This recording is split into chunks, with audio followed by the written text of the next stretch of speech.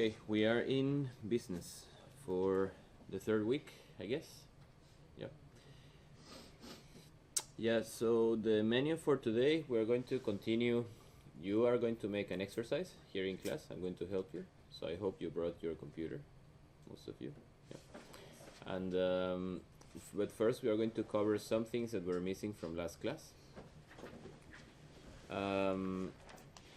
And then we are going to see, we have to set some, what are we going to use from Excel in this course, just to be sure. Some of them you might have already been covered, some other courses you had, so will be just repetition, but some others maybe there are new functionality that I think you should be aware that we are going to use it.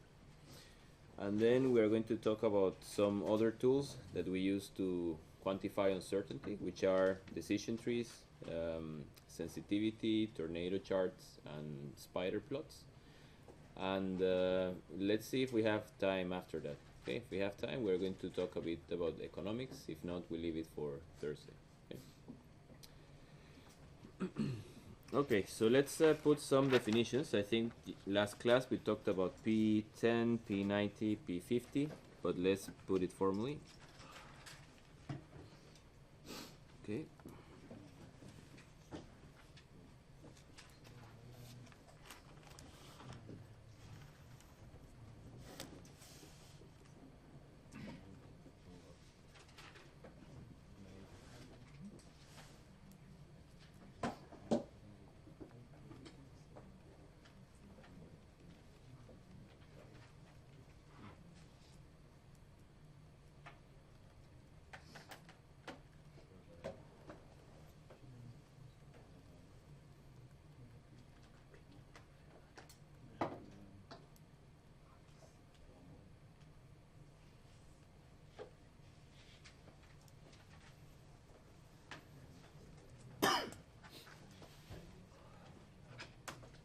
Okay, P90, the quantity for which there is a 90% probability that the quantities actually recovered will equal or exceed the estimate. Okay, how do we call this? P90? We had three definitions, okay? Proven, proven plus probable, and proven plus probable plus possible. So this is proven. The most I would say most conservative estimation of the reserves. Okay, P50. Okay, exactly the same. I'm not going to repeat, just to change the number. Okay,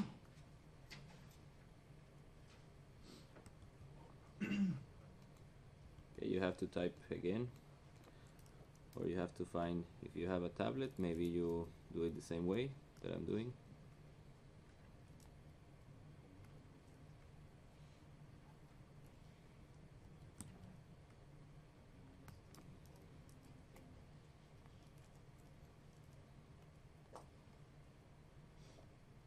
Okay, but we use all of these numbers. This gives you like a range, okay, the same range that we were talking before. You have a minimum, a maximum, so this will be the minimum, this will be the maximum, and then you have this we call the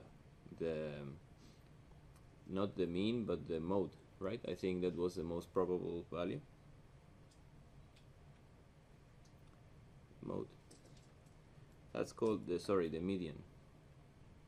Okay. So we have here our range, and we can, if we choose to do just a deterministic approach, we evaluate for the lowest, we evaluate for the highest, and we evaluate for the median. Okay, and we report the NPV, for example, for these three quantities. But really, we have a distribution that we want to take into account.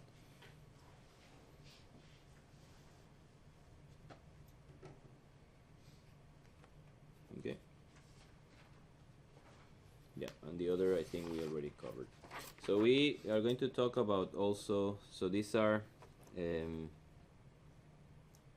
so let's put here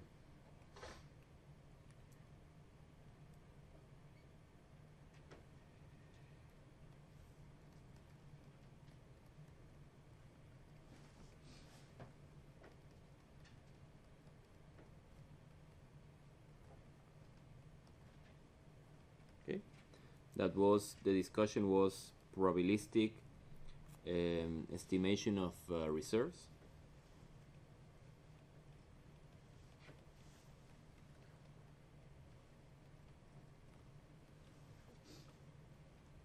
Okay. And just some definitions. Then I'm going to write for you also the triangle distribution, how it looks like, because I told you we usually use, typically in early phases of the project, you use either uniform or you use triangular.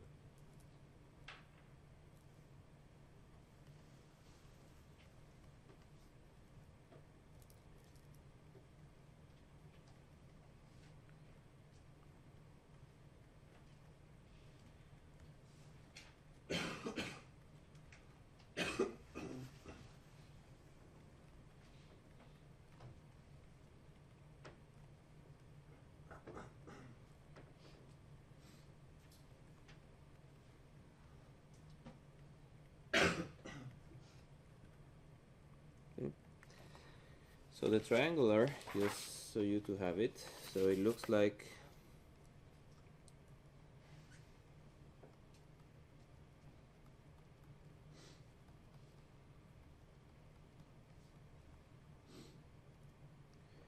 okay, then you have what we call f of a variable x, that it's equal to the probability distribution, PDF.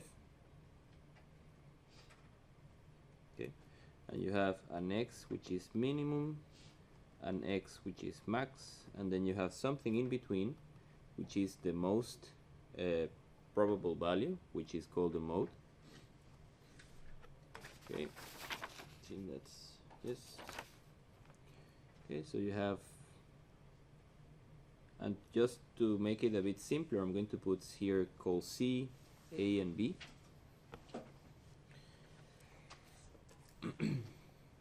And the cumulative distribution, also we can use capital F. Okay, we'll do something like this. We'll reach all the way to 1. Here you have A, here you have C, and here you have B. Okay, so if you remember, U is a random number, okay, and remember that we use, to go inside this distribution, we take any random number, we see what is the x, and that's the x that we use in our equation. Okay, and I told you that's a common way. When you choose a random value, this is a better way than just to choose any value here. Okay.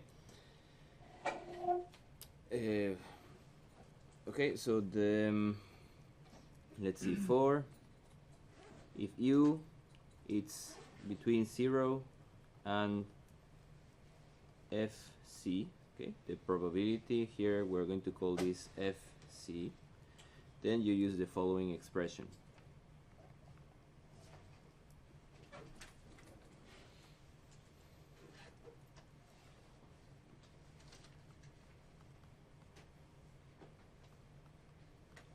Okay. And for u greater than fc, the cumulative distribution, the cumulative probability at c, then x is going to be equal to b minus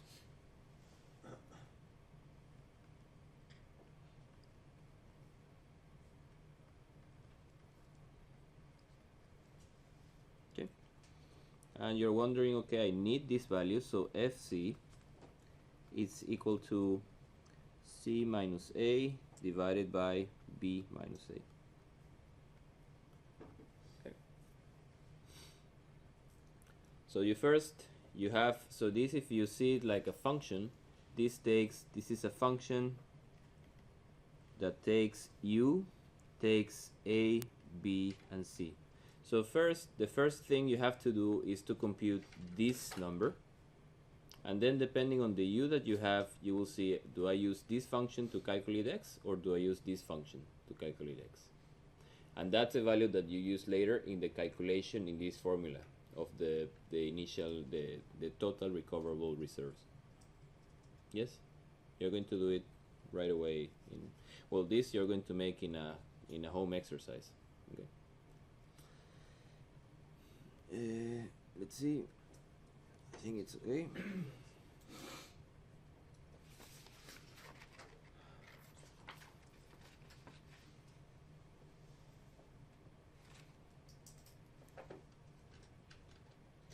Okay, of course here has to be, u has to be between 0 and 1. Okay.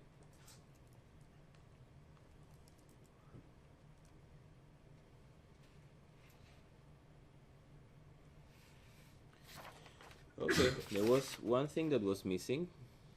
Okay, and was the total number of iterations. How many iterations should I execute for MonteCarlo? How many iterations are required in MonteCarlo?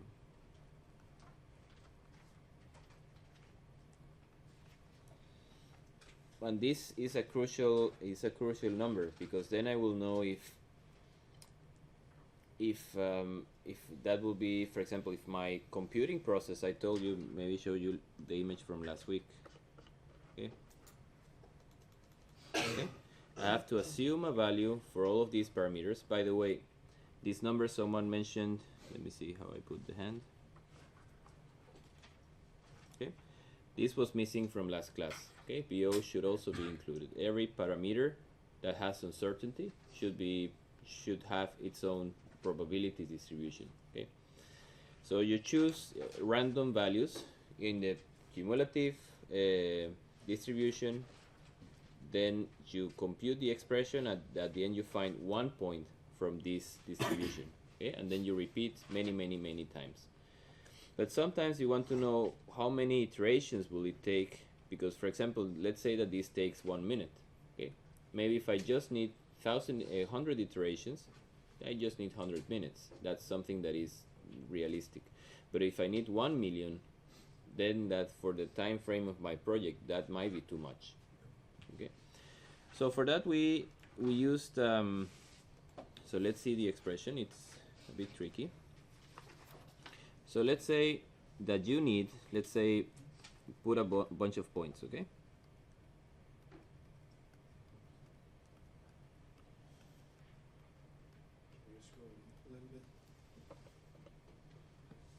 like that. Okay. Okay, let's say that these are all the iterations that are needed. Okay, let's put this group.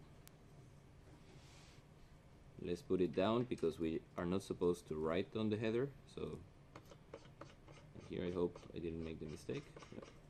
Okay, these are all iterations required for MonteCarlo. And this is a large number. Okay, if I have infinite, for example, I have infinite points. Okay, that will give me the real answer, the real distribution. But now I say I cannot run infinite numbers. So this is, let's put it here, let's put infinite. I cannot run infinite numbers, but I will be able to run just a finite number I call n. Okay, but I want to be sure that the distribution I obtain, so with this one, I will obtain a distribution, okay, of, let's say, the TRR, okay, probability of TRR, okay, and I want to be sure that the distribution I obtain here, just using a finite number of points, I can quantify how close I am to this real value. Okay, here I have a real value, and here I want to quantify how far I am from this real value. Okay, just that's something that you see maybe in statistics. Okay, that is called calculating confidence interval, estimating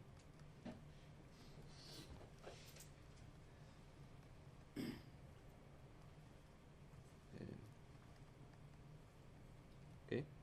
If you search on Google, you will find more information, but here I'm going to give you just the formula. Okay, but if you are curious to see where this formula came from, you should search on confidence interval. Okay, and these are the number of samplings, estimating the number of samplings that you need to be sure that you are within certain range close to the real value. Okay, so the estimating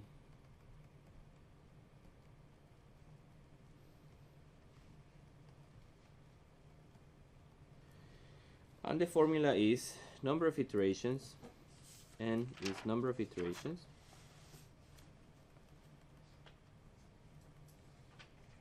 it's equal to,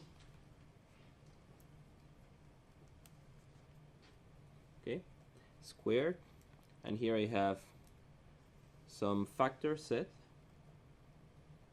times s divided by e, okay, or s, let's not call it s, but let's call it the standard deviation, okay, divided by e. Okay, so let's see, e is the desired error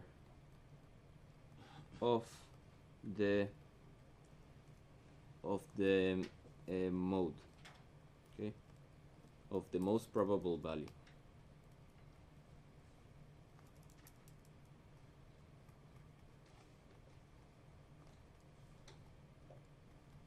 Okay, that means if I have on my distribution, okay, of P of TRR, okay, and here I have TRR, if I report this value, I want to be sure that it's plus minus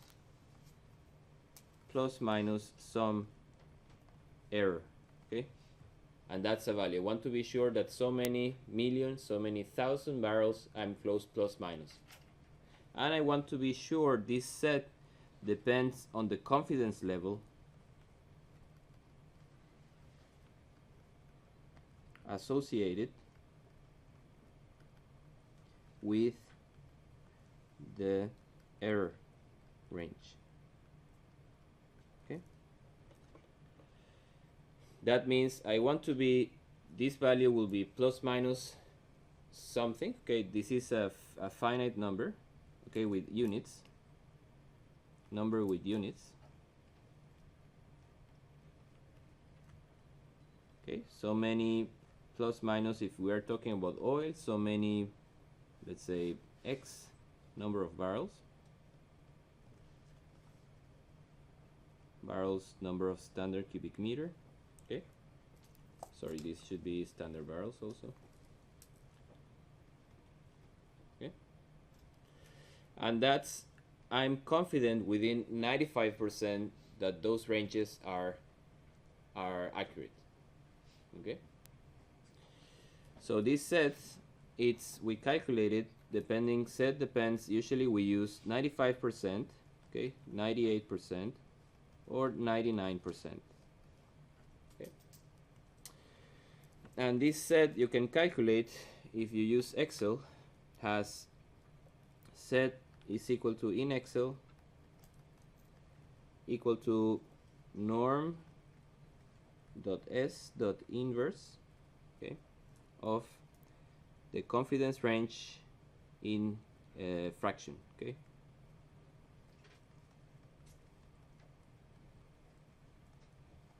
in fraction. Okay, so here you're going to put 0.95, 0.98, 0.99. Okay, we're going to use for our exercise 0.998, okay, which gives you a set of equal 3. Okay, so at the end the formula is going to be n equal 3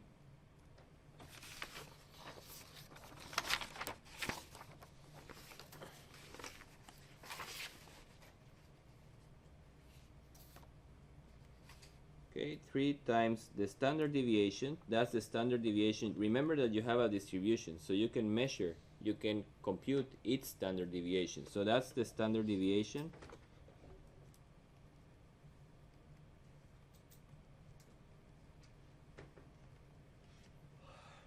of the population. So this means that you need to have already, so the number of samples will change depending of the number of iterations. Okay, So it is necessary to do an initial, to assume an initial number of iterations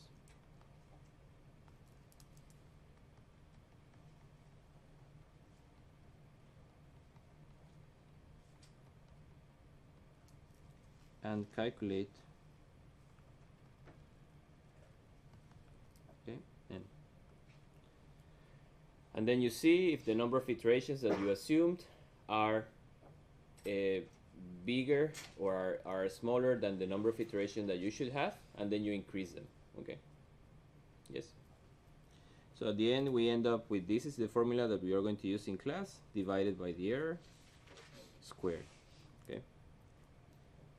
And we are also going to make a small trick for the error. Okay. Because we are not going to define that we want a range plus minus 1,000 barrels plus minus 1 million barrels, but we are going to find a way to relate it with also the standard deviation and okay, we're going to relate it with the average. We're going to express it in percentage of the average. Okay, let's say that we want 2% the average plus minus 2% of the average.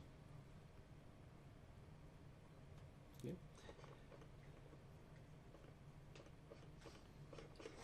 Another way is just to run too many iterations. It's just run iterations and see if you see your distribution and calculate the standard deviation of the distribution. And it should, with time, it should remain the same. Okay, if you, for example, initially took this number and then you increase and take this number and you take a larger number, should converge to the same distribution. Okay, that's kind of the practical way to do it. You run it another, so let's call it here practical. So let's see, some engineers don't estimate beforehand the number of iterations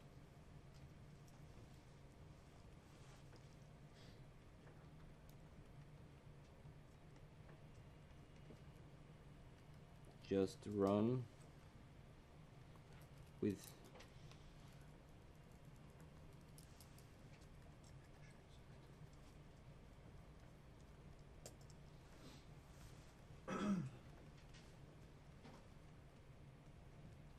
until the results don't change much. Okay, and here in results we are referring to the distribution probability, PDF, and CD. Okay, and that's a practical way. People say, okay, we don't want to be estimating number of iterations, we just run, if it's, we know it's a very simple equation, we just run it 100, 1,000, 10,000 and see if there is any change. And we say there is any change, we say some relative change. It can be 1%, can be 0.5%, can be 3%. They decide. You have a criteria. Okay? But if not, we use this formula that you have to, if you want to get more in detail. So imagine that we have an infinite number of samples. That's the true distribution, and we are just sampling just a part.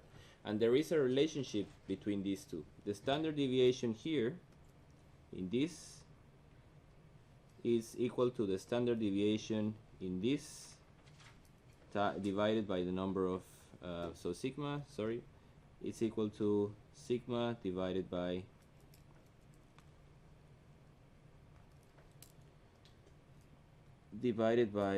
maybe it sounds familiar from some statistics course that you had. And using this relationship is that we can calculate the number of samples. So, but you need the confidence interval, how confident you want to be in this range, plus minus. You define the range, and then you define the confidence interval.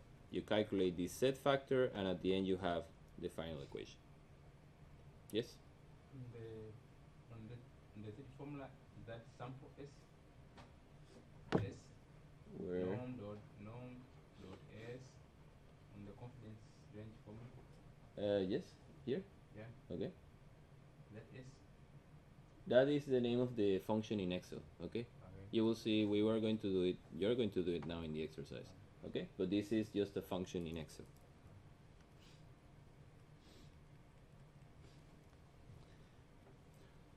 Okay. Any questions so far? Okay. I hope it's going to get clear with the exercise. It's a lot of information, but remember, you have to practice what we are doing here. Maybe it's not only maybe that you grasp it or that you understand, but also you want to be able to do calculations with that I'm teaching you.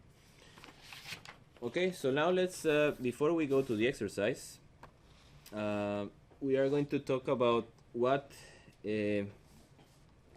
Excel practices in petroleum engineering. Okay, so there are some things that we have to make. Initial setup of Excel. Okay, and one of them, let's open. I have version. This is not sure which version is that. 2013. Okay. So first, what you have to make sure is that you go to account. You go to options.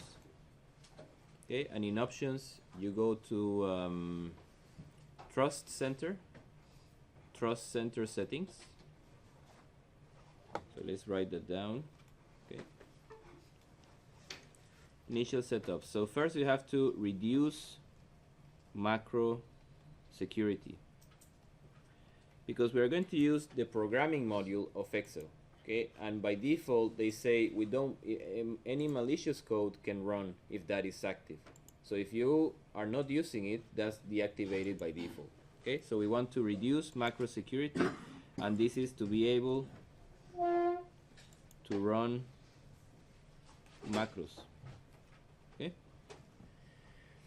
so here we go to options. Okay, then we go to trust center. Okay, then we go to it's macro settings, and it should be in enable all macros. This should be set up like this. Trust center and macro settings. Okay, to be able to use the programming module of Excel, which is very useful, and we are going to see it right away. So that's one thing you have to have. Then, so let's put that in red, because it's kind of a subset. Then we have the other thing is that automatic cell calculation. Okay, and that we do it in, again, file, options, formulas, automatic workbook calculation.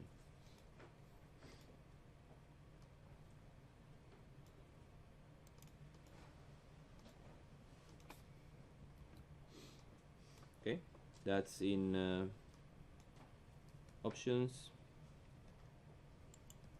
formula.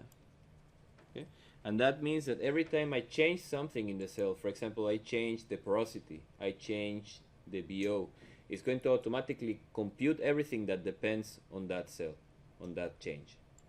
Okay, and a short so if you have this manual, then it means that every time you change, you have to do it manually, and the button for doing that is F9. Okay, the key to do that is F9. Okay, so sometimes you're not sure that it changed, you can press F9 just to be sure that the value was updated. Okay, then we want, the other option is to activate circular references. Okay, let's see,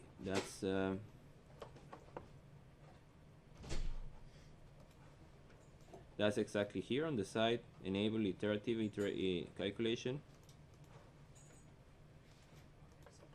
And we are not going to use this option so much, but maybe there will be one or two examples that we will use it. So this should be checked. And this is general, again in formula. What else on the setting? Okay, you want to enable solver add-in. Okay, that we do again in the options, add-ins. Okay, go at the bottom,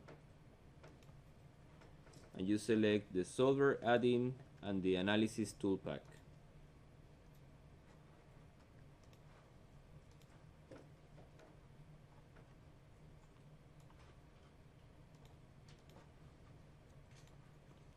Solver add-in and analysis tool pack. Okay. And for here we go to options, we go to add-in, then we go to go. This is at the bottom of the window. Okay, and then we select those two. They should be active. Yes, so that's everything we have to make on the initial setup of Excel. I hope I didn't forget anything, but that's yes. Okay, now let's talk about then the other part that we want is the etiquette.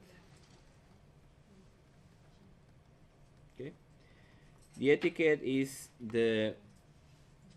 is a French word, and it stands for the manners, in a ways how we behave properly in Excel. Okay, and there are some rules that we want to follow. We want to put ID of the sheet. Okay, in every sheet that we are working, we want to put the. Let me close that. We want to put, for example, the author, Milan Stanko. Then we put the date. Okay, so the date, we can put it in the same line, or we can put it in different rows. Okay, Milan Stanko, the date, when we use this format, 2017, then comes the month, and then comes the day, and then we say the title. Okay, so this will be probabilistic estimation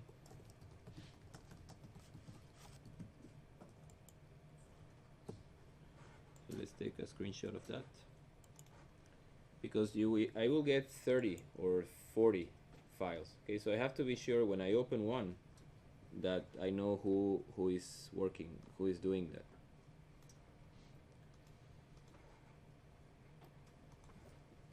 ID of the sheet. So we say name, that's date, and the format that we use is year, month, and day, and that's the title. Okay. Then we have a color convention.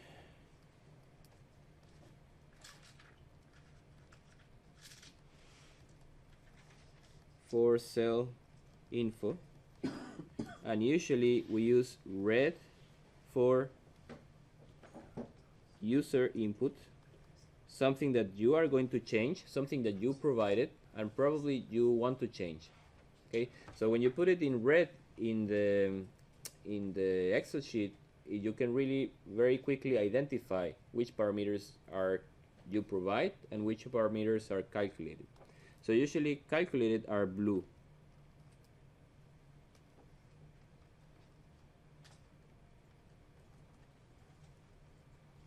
Okay, for calculated cells. Okay, but in long rows, okay, in long columns,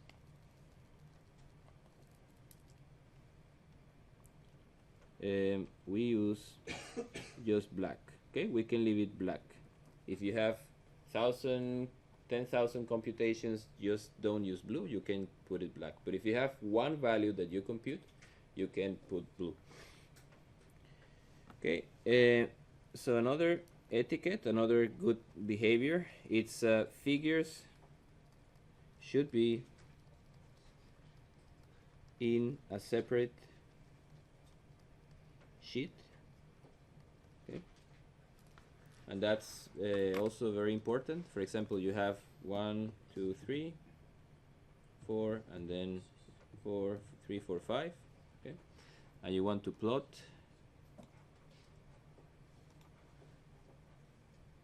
okay, don't leave it here, don't leave it in the main sheet, just make it in its own sheet. So for that you right click, move chart, new sheet. Okay, and I will have its own sheet, its own place.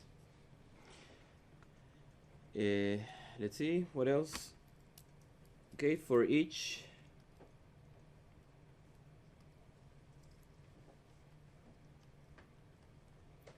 column you put variable name, you put variable symbol, and then you put the units in brackets.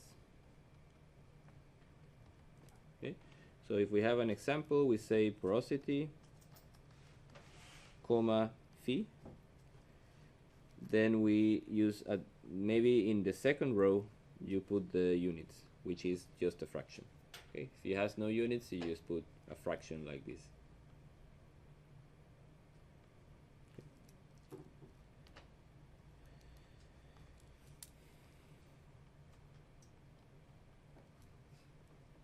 Okay, and one last comment, just common sense, use common sense. And imagine that another person will use your Excel sheet. Okay, if another person has to use it, you have to make it user friendly enough so they can understand relatively quick what is happening. If they want to use it for 5 minutes calculation and then it takes 2 hours to learn it, then it might not be so. If it's something very simple, it might not be so well done. Okay, so we are going to use mainly we finish the etiquette, and now we say which functions or which utilities are we going to use in Excel. Functions and utilities, and these are built-in functions.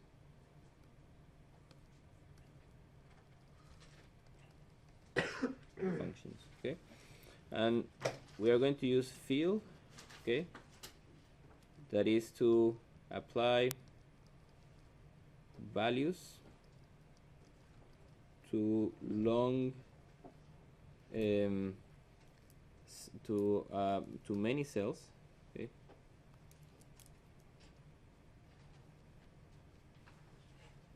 either rows or columns. Okay, and the fill utility, it's I think it's in, let's see, yeah, maybe not here. Do you see it someplace? Fill? No? Are you going to fill the cell? Fill, yes. Okay. On the left. No, it's this one. Okay. Okay. So you can fill, if you want to fill the whole column, you want to fill the whole row. Okay. And that usually you provide, let's say, series, and you say you want to start in one number and you want to stop, for example, 1 million. Okay. And it's going to fill them automatically for you, so you don't have to be dragging the cell all the way to the end. Okay.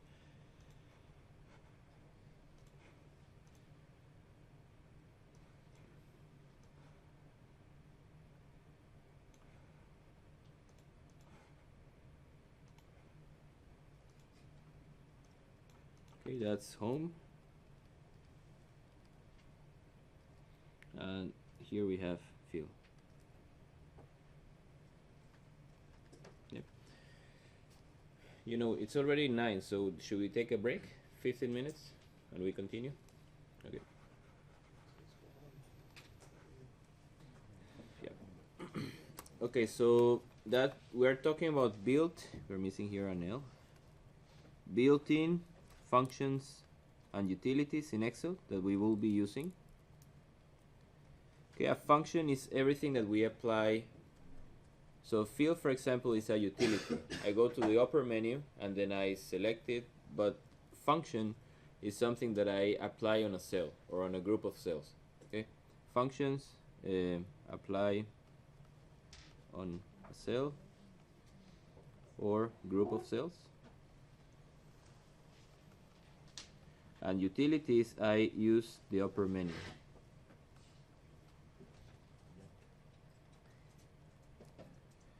So let's go very quickly so we can start with the exercise.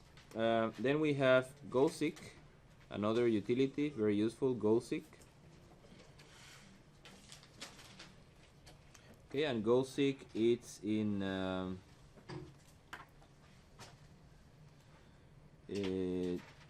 data what if analysis, goalseek.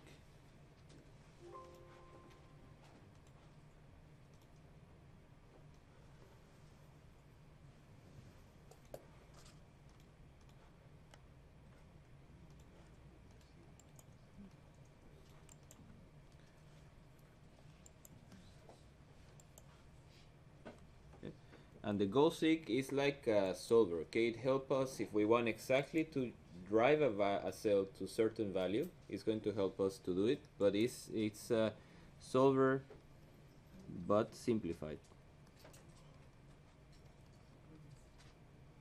Okay. Then we have the more advanced, that is the solver. I think in Norwegian it's problemløser. Let's see.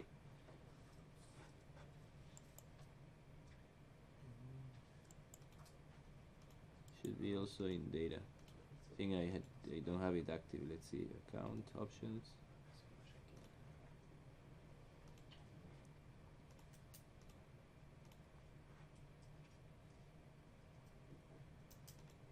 Okay, solver. What do you have? Those that have the language in Norwegian, problemløser? Yeah. Is it? Okay. Okay, so let's take a picture of that. So it's again in data.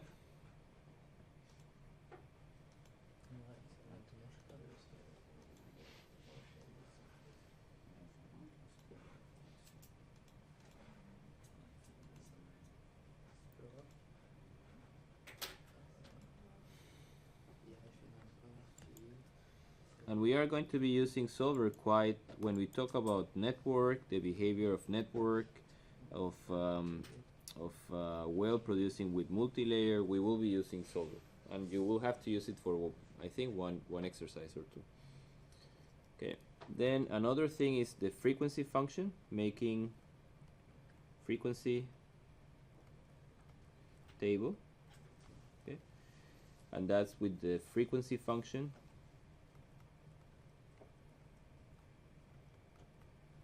And that's remember matricial function.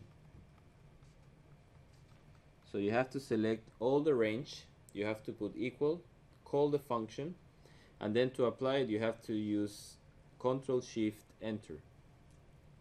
Apply function with Control plus Shift plus Enter.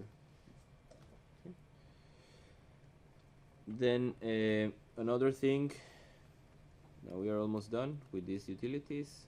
So we want to paste text in Excel. Okay. Let's say that we have a text file or a Word file, we have a bunch of numbers, we copy and we want to put that information in Excel.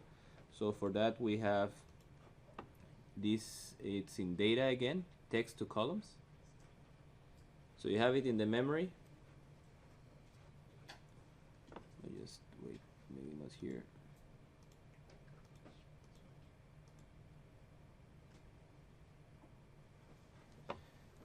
it's so let's just highlight it and we will use it later. But it's these text to columns.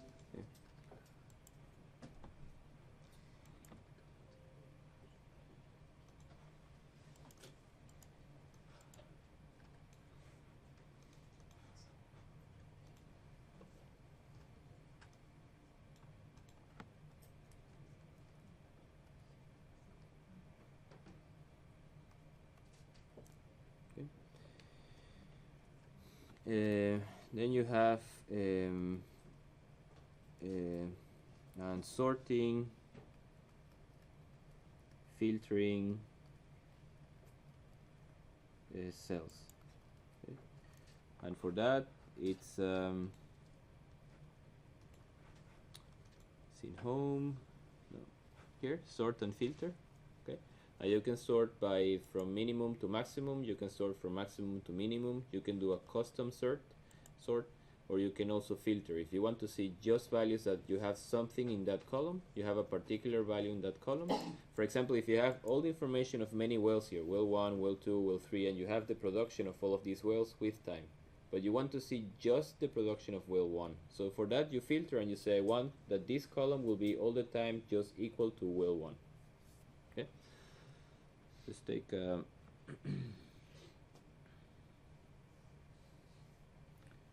screen.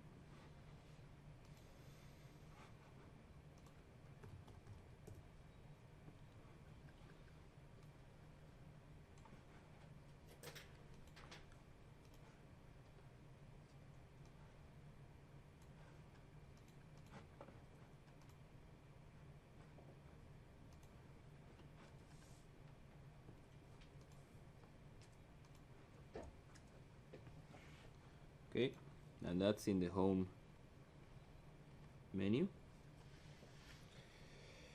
Okay, now we go to another section which is plotting, and that's very important because you are presenting your results, what you calculated, all of that effort that you were sweating and spending time and trying to get it right, and you're finally going to present your results to, in this case to me, to the assistants, but at the end to your supervisor, just to convey the value of what you have done and your conclusions. So that's important. So in plotting, you have first you have to take care of the appearance. So in its own sheet, okay. Then the appearance.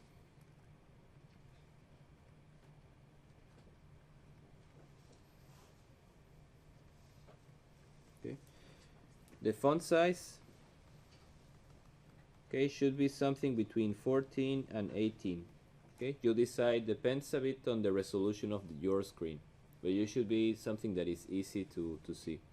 It has to be also in bold, most of them. Okay. Then be sure to add a line to the data points. Okay. The point size should be visible. Okay, and I think we work between 4 and 6 of point size, depends also on the type. White background.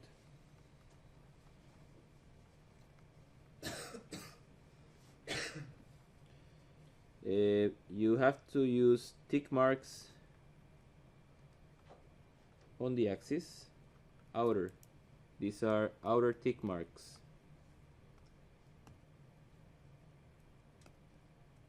Or outside, I think they're called outside. Tick marks on the axis. By default, it comes with any ticks. The ticks are, if you see the axis, are these small things that indicate where the value on the axis is. Okay. Then you want to use vertical grid. Okay.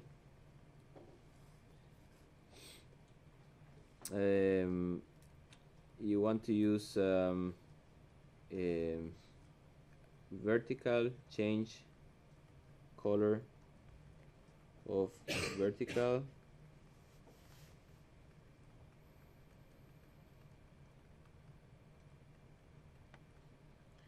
to black. Okay. By default it comes in gray, and when you print it sometimes it's difficult to see. It's transparent, almost the axis. So it's good that you select black. Change color, then adjust the data range, okay, to the minimum and the maximum that you have in your set. Okay, there is almost no point why to plot more data, the range that will be bigger than the range that you actually have. Okay, so adjust the data range. Okay, and here optional, sometimes you need to plot another variable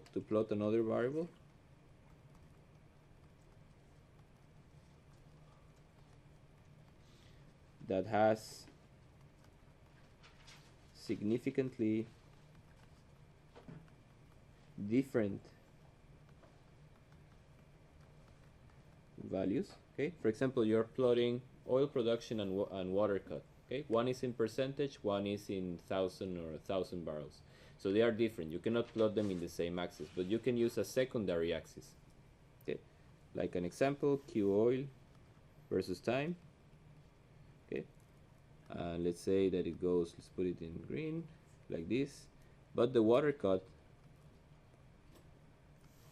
we can use a secondary axis, and then we can plot it there. Okay, and here it will go from, for example, 100% to 0%. Okay, and they are shown, then you see what is happening for the two values, and that we use secondary vertical axis. Okay, and you can reach that. We can use, that's a bit tricky, I think, maybe worth to show it. Plus, let's see here. Even I forgot now. Let's see.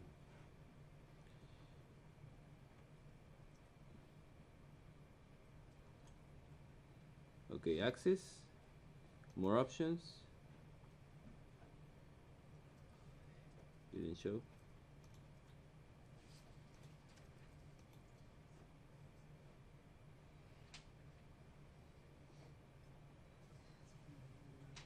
Anybody remembers how to What are you going to do? add the secondary axis, vertical axis? I think maybe you have to add another set. Let's see. Yeah, I think that's the issue. So if we add another one, for example, 3, 4, 3, 3, and 5. Okay, and now we want to plot that second series.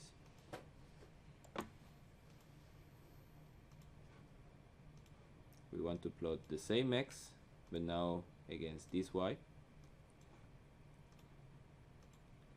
Okay, so you have one series which is the blue and another series which is the orange. So I think now you have to click on the orange and plot series on secondary axis. Okay, right click on the series, plot in secondary axis.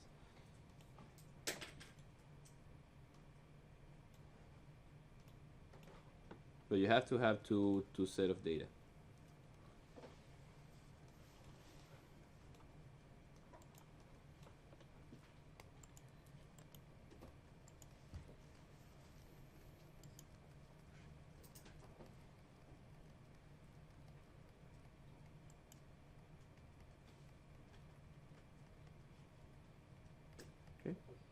And then you say secondary axis, and this axis you can, that's important when the range is not the same. Yes, what else? Okay, log scale, to be that you will learn how to use log scale when required.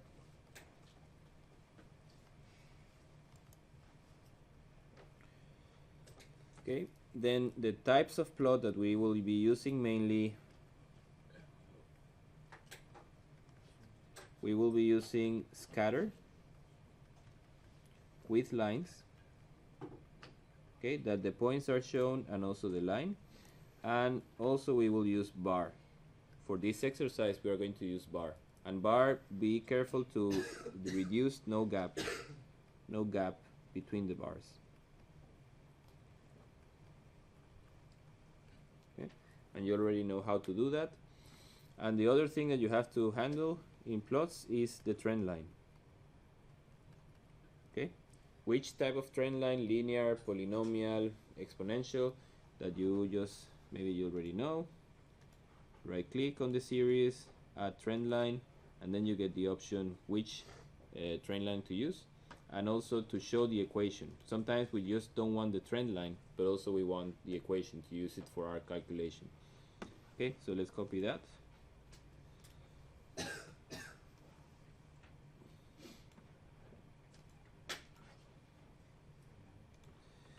We're just about to finish, hopefully. Okay.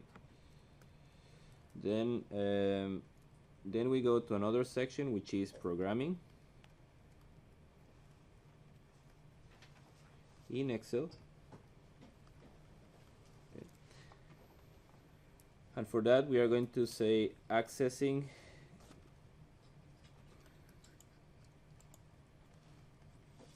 the VBA environment. Okay. That we do that with Alt F11 at the same time, Alt plus F11. Okay. And then we are in the VBA module. And then we are going to work mainly with user-defined function. User-defined function. And that's either something that you are going to make, and we are going to do now one very simple for the exercise, or that's something that I will give you beforehand, so you just have to use it. Okay. Okay, and remember to comment, for example, in the what the function is used for, the purpose. Okay, then you want to comment on the input and units of the input. If you are using one equation that is only valid for SI system or field units, so you have to specify which units you want to use. Yes, and I think that's all. If you clarify something that is confusing, clarify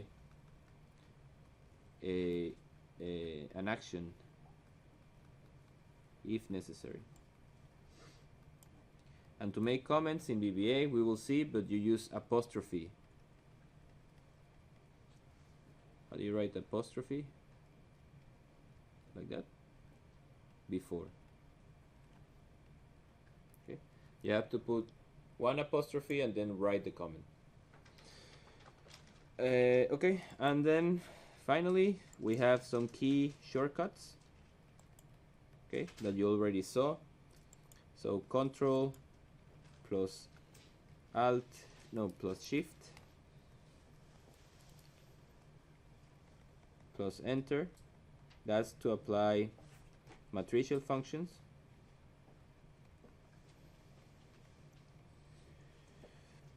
And Control plus Shift plus Down, that's to apply down, or you can use that also up. You can use to the right, you can use it to the left, and that brings to the end of the column, okay, or row, okay, depending on how you use it. Okay, and then we have all the others, Alt F11, and okay, so that's a brief overview of what we're going to use from Excel, which functionality. Maybe for you, some of these things they are already, you're used to them. Some of them you will have to train a bit. So now let's go to the exercise. Now let's make the class exercise. And I want you to be in groups of 2, if possible, sharing the same computer. Yeah. And you're going to use the file that I gave last class. It's on my website, okay? Shall we deliver the exercises in pair as well? No, that will be individual. Yeah.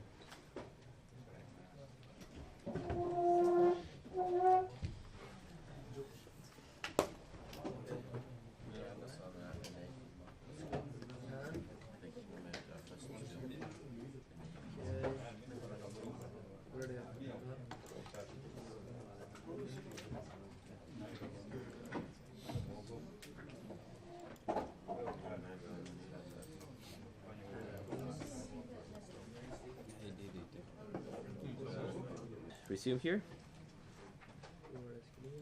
Okay, so I put here the title, the author. This example was created originally by the previous professor teaching this course, Michael Golan, and the one who actually created it, and the date. Okay, then I had to change some things that were not centered, for example, the headers and the units. Also, I changed from fraction to this dash. Okay. So now let's press Alt F11. Okay, we are in the BBA module. If it doesn't open, maybe you have to reduce the trust settings. Okay, and then here you have all the sheets that you have in your Excel file. Okay, and here you see something that is called module. Okay, yes. If you don't have module, you can click Insert Module, and it should appear there. Okay, module 1. Okay, and this module is like, you can think like a database that Excel has, that sheet has, where you can pick up functions. For example, someone calls function cake, and then they are going to go to this module and see, is there any function that is called cake? Okay, yeah. So it's like a repository. So first, let's say, so what is the purpose of this function? We can just say, to declare a function, we say function. Okay, then we have to put the name of the function, and the name we can use, we can call, for example, x. Okay, and we can say, just to make it, because we will have, maybe if for the exercise you will have also many x's, so let's put x uniform. Okay, I'm not sure if it will accept underscore. Let's see. And here we have to provide a, okay, which is x min. We have to provide b, which is x max, and then we have to provide a random number, okay, that we call u. Right? Then we close and enter, and automatically it said end function. So I'm going to say, with the input that you provide, a, b, and u, I have to do something, and then I finish. Okay. Okay, and here it's, so here I give some description. Okay, so I say apostrophe, and I give value of the variable x for a uniform probability distribution. Okay, and then I give some clarification of the input. That will be, a is the minimum value of x, b is the maximum value of x, okay, and u is a random number. Yeah. And now I say exactly what am I going to do, and the equation was, let's put it on the side. Okay, x, and I have to use the same name that I declared initially, x uniform, because that's the return value. I'm doing something with a, b, and u, and I'm returning x uniform. So x uniform, it's equal to a plus b minus a times u. Okay, very simple. And then we save. Okay, we have to save it. So let's see if that function works. So let's try it here. We say, to search it, I can just type it, x uniform, and it comes up. Okay, or I can also go and press this fx and go to category, user defined, and I will search for this x uniform. Okay, these x user defined, these are that they are not built in Excel, but they are something that somebody else defined. Okay, x uniform, let's try with volume, for example, a and b, and u, and u is going to be just the random function, right?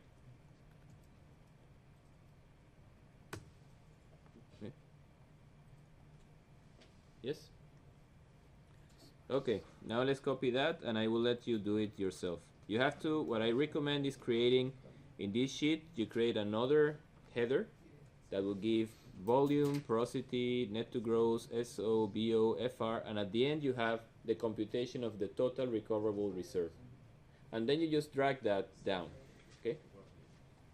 Remember that when you drag down, you have to freeze the minimum and maximum, okay? So they won't go down. For example, the cell that is here won't take the values, for example, the minimum and the maximum here, okay?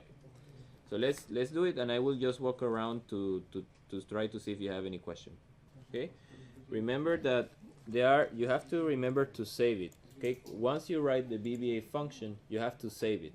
So it will stay in the memory, and it will appear like an available function in Excel, okay? But you can use in Windows, there are two options, and Windows should be with capital, right? Two options.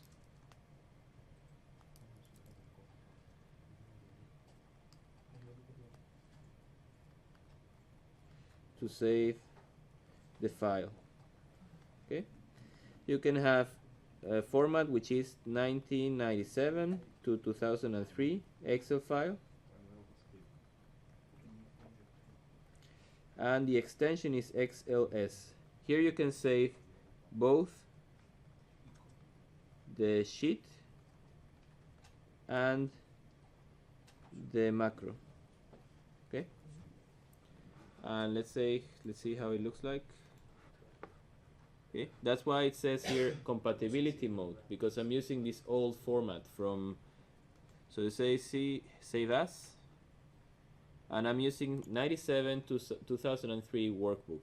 The problem is that you won't be able to use functionality of the recent versions of Excel, like conditional formatting. There are some colors that are not available.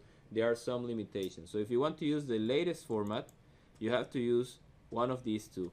XLSX, that's only for saving the worksheet if you have no macro, but if you have a macro, you have to save it in XLSM. Okay, so let's see that if you want to use the latest format, then it's .xlx. This is for only sheets, okay? And XSLM, this is for sheets plus macro, okay? So remember that, because some of you have done it in this format, and then when you save, you lose the BBA, okay? Then another comment that I got was, how do we drag it to 1000? So I think it's here, okay? How do we drag it? Okay, that's nice, we have that equation, but how do we drag it for 1000 rows, okay? So for that, I recommend to use here number of iterations, and that will go from 1, and we want that to go to 1000. So for that, we can use this fill function that I mentioned before. Fill, okay, series, and we want to go in the column. We want to fill the whole column. We want it to be linear, and to want to increase from 1 to 1000, okay? And that's going to fill 1000 down, okay? And then I can just click on this cell and double click until the cross appears, double click, and it will expand all the way to the end, okay? It will apply all the way to the end. Some other tricks are, let's put it, that's a neat trick that you should know. Print screen.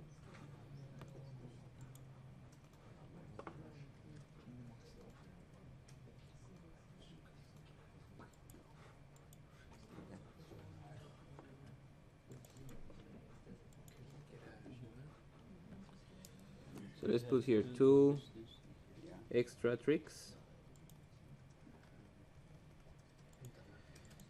Fill, to fill number of iterations column from 1 to 1000, and then we use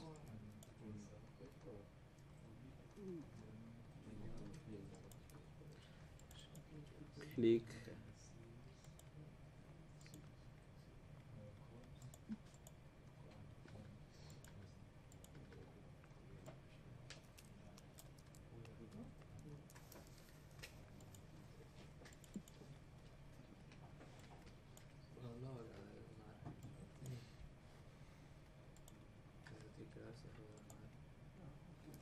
okay. Remember also that if you want to, you have this function, okay, that is x uniform, and you have a cell called, for example, I think the first one is B5 and B6, okay, B5 and B6, okay. You have to freeze it, because if you drag it down, you will have, for the next one will be B6, B7, B7, B8, and so forth. So to freeze it, if you want to freeze it just in the, so it won't move in this direction, in the rows direction, then you put a dollar in front of the 5. Then it will be frozen in 5. But if you drag it to the right, it will change from B, C, D, and E. Okay? But if you put another dollar in front, it will be frozen in both. You all the time will have the same cell. Okay? So this one freezes in a row, and this one freezes in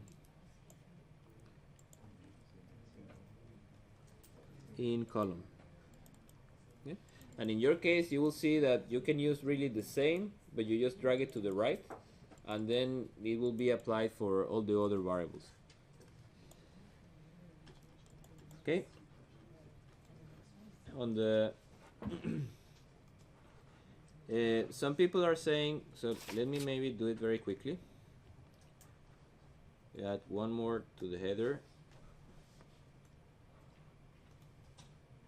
Okay, and here is x uniform, and this should use this, and I'm going to freeze it in the, okay, just in the row. Okay, so it will stay all the time in B5. Then maximum, I freeze it again B6, and then I say random, and then enter. Okay, and I drag it to the right.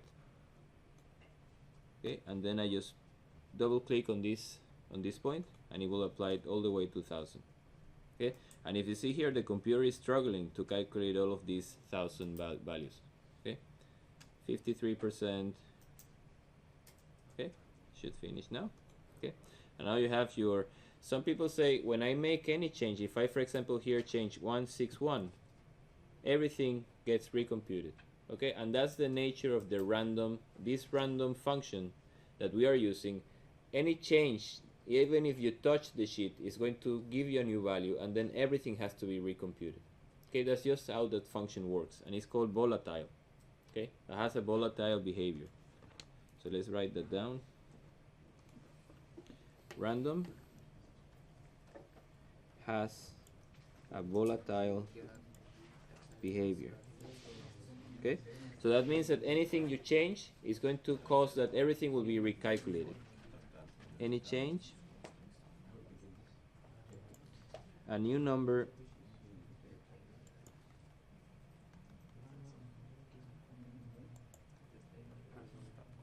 so for that reason, if you're going now, so if you want to make on this file, you want to make the frequency, what I recommend is that you take the minimum of this. Okay, first we are missing the TRR, and the TRR is in, okay, you see any change that I make is updating, so it's becoming very so let's put it, someone recommended to say million standard barrels, not to carry these big numbers. Okay, and here is rock volume times porosity times this times this times this divided by this. Okay, and again I'm doing a change, so everything is changing. Okay, and I double press on the cross. Oh, I should divide by 1 to the 6. Okay.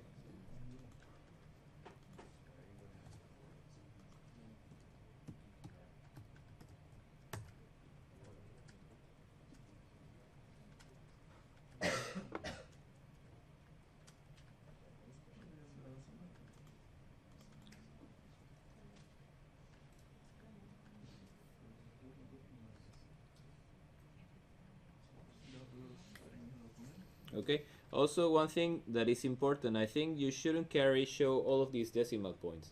You know that this is using them, but you don't want to carry all of them. So what I recommend is just reducing it. You can use 2, for example. That will make it much smaller. And also the same for the saturation. You want also to have 2. Okay, so you don't get overwhelmed by all of these numbers. And the net to gross also we want 2, and the porosity. So for all of them, okay, these 2 we also want only 2. Okay, and this one we can put it in scientific notation. Okay, we don't need these big numbers, but we can say we want in scientific. Okay, so you see that you have 2.4 billion barrels of rock. Okay. Now you have to make the frequency just like we have done on the example of the pump. You have to do the frequency distribution of this column. So what I will suggest is that you can copy it and put it in another file, the whole row, so you avoid that every time you make any change, it's going to change automatically all the values. Okay, that's my suggestion. So let's take that, copy, and let's open a new Excel file. Okay, and here we say that will be frequency analysis of MonteCarlo.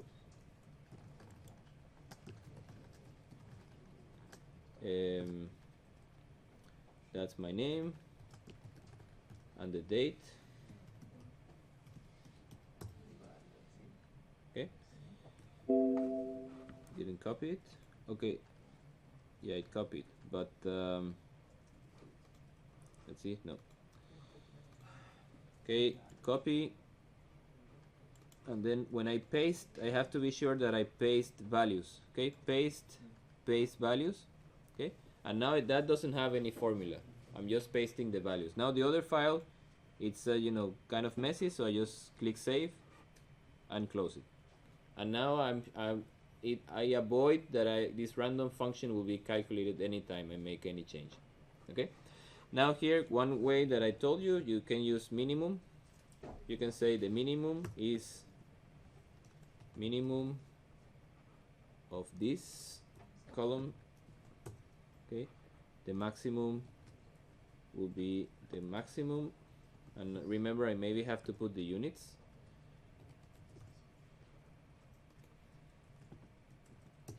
Okay, and I don't need so many decimal points, so let's have only 2. And this will be in million standard barrels and million standard barrels. Okay, and now I know I have to go from this value very low to this value very high. What I would recommend is calculating a step that will have the same units and will be, for example, I want to make 15 values in between. So I just say will be the max minus the min divided by 15. Okay. And then I say I will make my frequency diagram, so I will TRR in million. Here I'm using the minimum, and then I'm summing to the minimum, I'm summing this step, and that I have to freeze. Okay, then I drag it down until I reach 127. Okay, and here I apply this frequency function. Okay, that clear? So please take now the rest of the time to do that frequency diagram, and you have to report P90, P10, and P50. Okay, please tell me how much that number is. Remember that Monte Carlo, you say, okay, but my results change now if I change the random.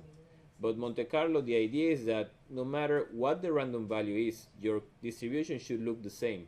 Okay, so it doesn't matter because the change that you make in one random will also change another random later. So they are going to compensate, and at the end you should get the same distribution. So don't be stressed that they change from the initial value, okay, because that should give you the same result. Remember, this should be in blue, okay, so we use this blue color.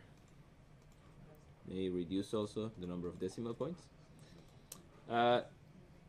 Some people were having issue in the that after some time, not in this file but in the other file. Let me open it.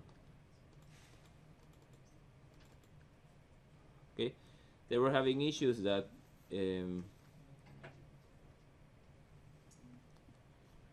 okay, that after some point, after for example 100 iterations, it didn't change anymore. The random was all the time the same. And I think we had one group that had that experience. Who had that experience? You, that group? Okay.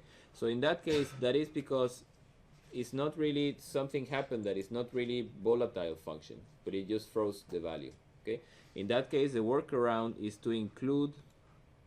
So let's say if after some iterations, the value doesn't change. Okay, and here we can refer to porosity, to saturation, to anything. Okay, I recommend to put rand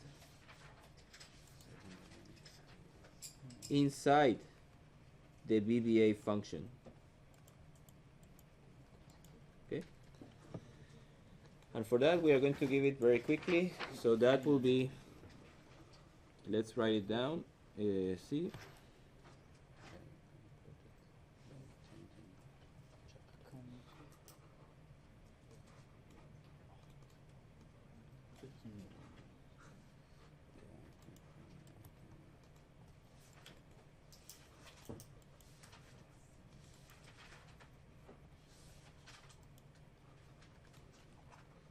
Okay, so for that I make a change that you now it's not going to be an input. Okay, I remove you from the input, and then I say that, and I have to do it this way. Okay, u is random RND, and that's how I write it in when I'm in BBA. Sometimes functions they have a slightly different name. Okay, that when you use them on the sheet, that when you use them on the BBA, and you have to use this option that says application dot volatile and parentheses true. Okay,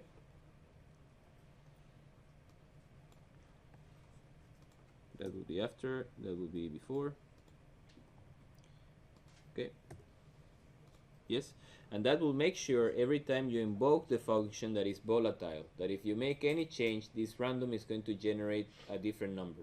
Okay, but some computers we have seen in the past, they have this issue, and that's the way to fix it, to put the random inside the BBA function. Okay, but those of you who don't have that problem, don't worry about it.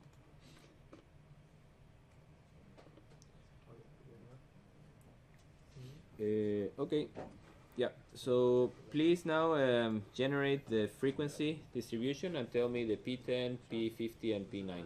Okay, and then we do a bit more, very short, and we close class. Yep. So I did it very quickly. I didn't follow very much the etiquette. So let's try to do it a bit. Okay, you have to have the unit. So I calculate mix, minimum, maximum, the step. Then here I said from the minimum to the maximum. Remember, we don't want usually all of these decimal points. Count how many times that you do with the frequency. Remember, Alt Shift Enter to apply it. Okay. Relative frequency, I decided to use percentage. You can use whatever you want. You can use fraction also. And at the end I got this PDF. Remember also one thing that was not mentioned was that you have to, it's nice to put the line, okay? So solid line and you put it in black and then it's more, it looks nicer, okay? So that's what we obtain. And if you see, it's not exactly a normal distribution, but it's more of a log normal. So that's what they say you should obtain with this TRR distribution. It's either normal or a bit log normal. That it consists on multiplication of parameters. When you have multiplication, you usually obtain normal or log normal. Let's change here, put data. Yeah, I run out of battery on the keyboard, so okay. And then the cumulative distribution, and I just want to find P90, and I obtain the value here, should be close to 50. Is that what you got? 46. Huh? 56? 46. 46, okay, maybe. Okay, 90 is here. And then you got 50, that should be close to, yeah, 66, 70, maybe. And P10, it's close to 100. Okay? Now, how do we do that that is not visual? That we just, that we want to use this data. Okay, you can interpolate. Okay, that's one option. You see that 90, for example, is between these two. So then you interpolate to see what value should it be. Okay, all of you know how to interpolate? Linear interpolation. Let's make a brief, very quick discussion.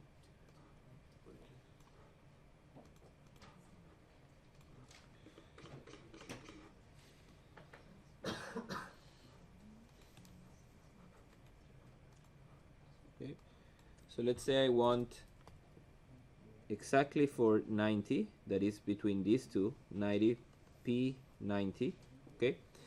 So I say that my, this will be Y1, Y2, X1, X2, and then I want for X3 to know what is the Y3, okay? And then I just do a linear interpolation. I just say that I know that y2 minus y1 over x2 minus x1 should be equal to y2 minus y3 divided by x2 minus x3, right?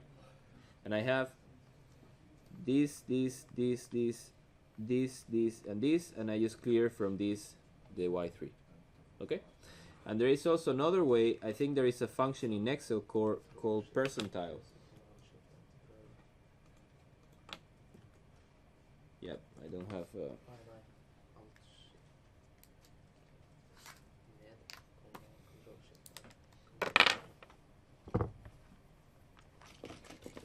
You have to be prepared. That might happen. You have the presentation with the CEO, with your boss, and then you run out of battery.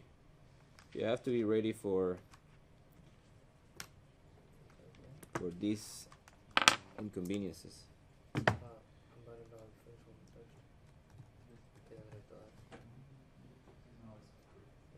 Okay, you have to learn how to, I don't remember exactly how you use it, but percentile can give you exactly what is P90. You specify the probability that you want, and it will give you the value. Okay, percentile. Okay. Okay, so let's paste that data. Did you obtain, all of you, obtain something similar? More or less? Yes?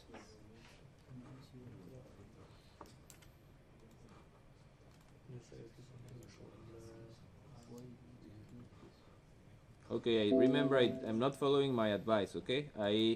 If you see here, the axis is very thin, so I won't be able to see it if I print. So first we want to make these tick marks on the major type on the outside, and also here, major type on the outside. So see, now you look exactly where the number lies, okay? And then I want to make also the axis that it will be not gray but black, and then it will be visible when I print it in the PDF.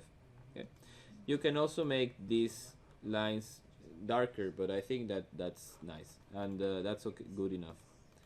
Okay, then I say how it should look like.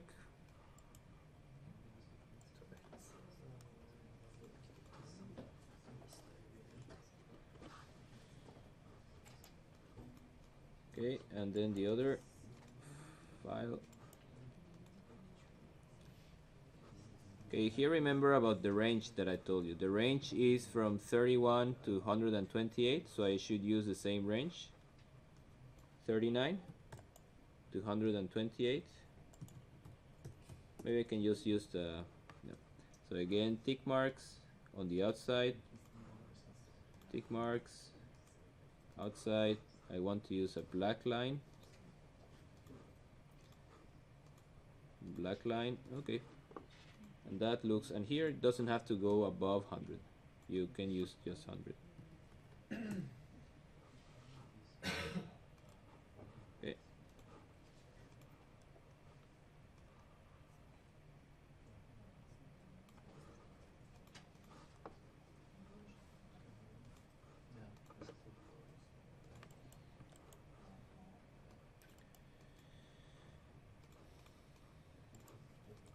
Okay, so you want 90. Okay, 90 and will be here. Then you want 50, that will be here, and you want 10, and that will be here. Okay, P90, P10, P50, and P10. I'm sure that I will have, I'm 90% sure that I will have at least this number or higher. Okay, I'm sure that I will have 50% sure that I will have at least this number or higher. Okay. Yes. Okay, and about the number of iterations. Okay, I did it for you. Let's save that. Okay, you see, for example, this I don't need to save it as macro enable. I'm not using any macro here, so I can just use an Excel SX file. So here I say frequency analysis of MonteCarlo TRR. Okay. And if I go back and open the other file, because there was something missing, that is the number of iterations. Okay, the number of required iterations.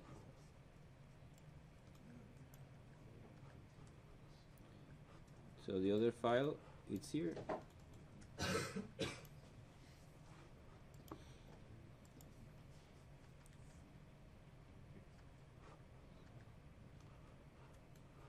Okay.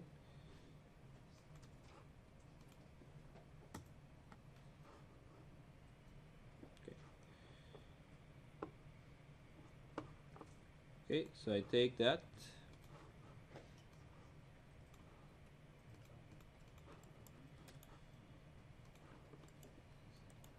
Okay. If you remember, the formula was the required number of iterations was the square of a factor called Z times sigma, the standard deviation of the population, divided by the error. Okay. So what I'm making for the error, I'm saying that it has to be 2% of the average. Okay, so I'm saying I'm calculating the average of that column, okay, where I have the TRR column, and then I'm saying 2% is 2 times the average divided by 100. Okay, so that's the error that I want. It's 66. It's 2% of that, so it's 1 million. I want to be plus minus 1 million of all the values that I calculated. Okay, then this set I told you depends on the confidence, okay, that I want. I want to be 98% sure of this plus and minus. Okay, so that I chose 98, and that gave me 2. Okay, but you can use something higher. I think we were using 90. I think 3 is for 99.97, I think. Okay, but you can use, if you see that you increase that number, the number of iterations that you require will be higher. Okay, and then sigma I just used on the sample that I already have, and I apply standard deviation of the sample of the population. and I obtained 17. And if I increase, I make more iterations, that value will change slightly. Okay, so for now it says that we are safe, that I have 1,000 iterations and I just need 600. Okay, but if I increase the interval, the confidence range, okay, if I say, for example, I want 99.9, okay, it says that I need 1,500 iterations. Okay, depends how sure I want to be on the values reported by this distribution. Okay, and usually some people use 95, 98, or 99. Okay, we are using 3 usually. Okay. Yes. Clear? More or less? Okay. So what's a lot of information in this class? We wanted to use this example of total recoverable reserves as an excuse also to set the rules in Excel. What do you have to learn? What do you have to be able to master, to use? And there are quite a few things, and I think that if you want to go through the list once more and just be sure that you understood every part, if not, you can come back next class and ask me more in detail, okay, and I can clarify some things. But I think this is all that we need from Excel. And yeah, so define function, we obtain the nice distribution after MonteCarlo, and then we found from this distribution P90, P50, and P10. Okay, not much content, but more on the Excel side. Now for next class, we are going to see sometimes not all variables are continuous. Okay, sometimes we have discrete variables. Like you can select if you can use FPSO, if you can use platform, if you can use, for example, tie to shore. Okay, these are 3 options, and you cannot make a continuous distribution. Okay, or sometimes you have a choice. Okay, you can decide if to go for the exploration or don't go for the exploration. Okay, and these discrete decisions and discrete variables, they are handled using probability trees. Okay, we don't handle them using these statistic distributions. We use decision trees. Okay, so that's what we are going to cover next class. We are going to cover also tornado charts very briefly and spider plots. That's another way that we use to show how sensitive our result was depending on variation of the input. And we will cover also the economy. That's the hope for next class. Okay. Any question? No? Okay, we close the session and see you on Thursday. Okay.